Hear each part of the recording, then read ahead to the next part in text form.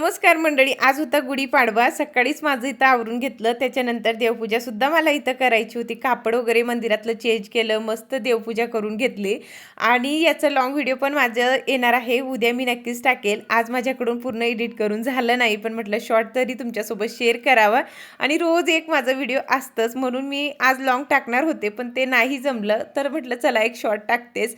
तर मस्त इथं देवपूजा करून झाली होती. म्हटलं चला आता गुढीसुद्धा लावायची होती. आता बाल्कनीमध्ये मला जागा नाही तर दरवर्षी मी बाल्कनीमध्ये गुढी लावत असते आणि बाल्कनीमध्ये छान दिसते. पण काही ना काही कारणामुळे आपल्याला वरती पण लावावं लागते. म्हणजे खूप जागा कमी आहे आणि जागा कमी असल्यामुळे मला ते जमत नाही किंवा समोरचे घर पण जवळ आहे आणि मी कसं व्हिडिओ शूट करते ना, तर मग नकोय कोणाला त्रास माझ्यामुळे म्हणून मी वरतीच गुढी लावायचं ठरवलं होतं. तर म्हटलं चला मोकळी जागा पण आहे, व्यवस्थित आपल्याला शूटसुद्धा करता येते किंवा मोकळं लावता पण येते आणि मस्त पूजासुद्धा करता येते. थोडंसं ऊन झालं होतं म्हणजे 8 वाजता किंवा 8:30 वाजता पण कडक ऊन तापायला लागते. तर काय हरकत नाही, थोडंसं आपण त्रास सहज करू शकतो. पहिले तर किती शेतात कामं करायचो, आता तर काहीच नाही आहे. तर इथे लगेच आम्ही गुढीसुद्धा लावून घेतली आणि राजूचे पप्पा घरी होते ना, म्हणून मला खूप मदत झाली. नाही तर एकटीकडून माझ्याकडून झालंच नसतं.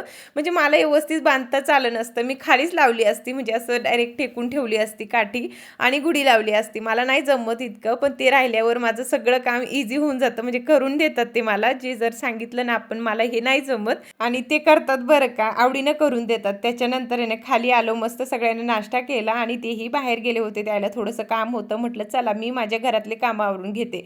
पहिले तर कपडे धुवून टाकले, त्याच्यानंतर आता जेवणसुद्धा बनवायचं होतं. मस्त कणिक मळलं, चपात्या बनवून घेतल्या आणि आमच्याकडं ना म्हणजे पाडव्याच्या दिवशी काही असं विशेष स्वयंपाक वगैरे करत नाही किंवा गोडधोडचं पण काही बनवत नाही, म्हणून मी टमाट्याची चटणी आणि चपाती. तर चला बाय.